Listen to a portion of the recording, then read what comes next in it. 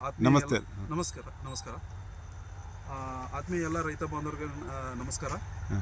ಇಲ್ಲಿ ಈಗ ನಾವು ಚಿತ್ರದುರ್ಗದಿಂದ 20 ಕಿಲೋಮೀಟರ್ ದೂರದಲ್ಲಿ ಈ ಪ್ಲಾಟ್ ಅಡಿಕೆ ತೋಟ ಇದು 2 ವರ್ಷದ ಅಡಿಕೆ ತೋಟ. ಈಗ ನಾವು ಈ ಭಾಗದಲ್ಲಿ ನಾವು ನೋಡಿದ್ದಾದ್ರೆ ಇಲ್ಲಿ ಭೂಮಿ ಏನಂದ್ರೆ ಒಂಥರ ಜೇಡಿ ಮಣ್ಣು ತರ ಇದೆ, ಇದು ಅಂಟು ಬರುತ್ತೆ ಸ್ವಲ್ಪ.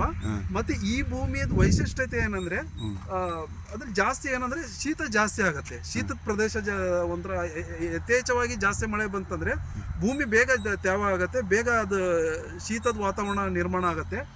ಈ ಒಂದು ಮತ್ತೆ ಅದ್ರ ಜೊತೆಗೆ ಏನಂದ್ರೆ ಈ ಭೂಮಿಯಲ್ಲಿ ಏನಾಗುತ್ತೆ ಅಂದ್ರೆ ಸಾರಜನಕ ಅಂಶ, ನೈಟ್ರೋಜನ್ ನಾವೇನು ಹೇಳ್ತೀವಲ್ಲ, ಆ ಸಾರಜನಕ ಅಂಶನೂ ಯಥೇಚ್ಛವಾಗಿ ಈ ಒಂದು ಭೂಮಿಯಲ್ಲಿ ಲಭ್ಯ ಇರುತ್ತೆ.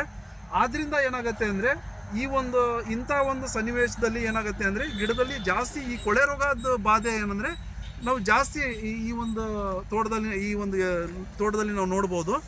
ಈ ಒಂದು ನಾವು ಯಾವ ಥರ ಮ್ಯಾನೇಜ್ ಮಾಡಬೇಕು ಈ ಒಂದು ತೋಟದಲ್ಲಿ, ನಾವು ಈ ಒಂದು ಕೊಳೆ ರೋಗ ಆಗಲಿ, ಒಂದು ಈ ಸುಳಿ ತಿಗಣೆ ಆಗಿರ್ಬೋದು, ಈ ಬೇರೆ ಬೇರೆ ನಾವು ಏನು ಈ ರೋಗದಾಗಲಿ ಕೀಟದ ಬಾಧೆ ಆಗಲಿ, ಇದನ್ನು ಸರಿಯಾದ ಒಂದು ನಿರ್ವಹಣೆ ನಾವು ಮಾಡಬೇಕಂದ್ರೆ ಒಂದು ಸರಿಯಾದ ಒಂದು ಮೈಕ್ರೋನ್ಯೂಟ್ರಿಯೆಂಟ್ಸನ್ನು ಇದರಲ್ಲಿ ನಾವು ಗಿಡಕ್ಕೆ ಒಂದು ಒದಗಿಸ್ಬೇಕು. ಇದರಿಂದ ಏನಾಗುತ್ತೆ ಅಂದರೆ ಗಿಡಕ್ಕೆ ಒಂದು ನ್ಯಾಚುರಲ್ ಇಮ್ಯುನಿಟಿ ಸಿಸ್ಟಮ್, ಅಂದರೆ ರೋಗ ನಿರೋಧಕ ಶಕ್ತಿ ನಾವೇನು ಹೇಳ್ತೀವಲ್ಲ ಅದು ಇಂಪ್ರೂವ್ಮೆಂಟ್ ಆಗುತ್ತೆ.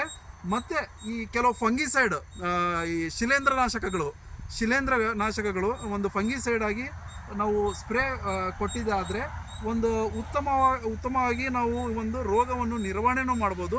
ಅದರ ಜೊತೆಗೆ ಮೈಕ್ರೋನ್ಯೂಟ್ರಿಯೆಂಟ್ಸನ್ನು ಒಂದು ರೆಗ್ಯುಲರ್ ಬೇಸಿಸಲ್ಲಿ ನಾವು ನಿರ್ವಹಣೆ ಮಾಡಿದ್ರೆ ಅದರಲ್ಲಿ ಈ ಒಂದು ರೋಗಮುಕ್ತ ಒಂದು ತೋಟವನ್ನು ನಿರ್ಮಾಣ ಮಾಡ್ಬೋದು ಅಂತ ಈ ಸಂದರ್ಭದಲ್ಲಿ ನಾನು ಹೇಳೋಕ್ಕೆ ಬಯಸ್ತೀನಿ. ನಮಸ್ಕಾರ.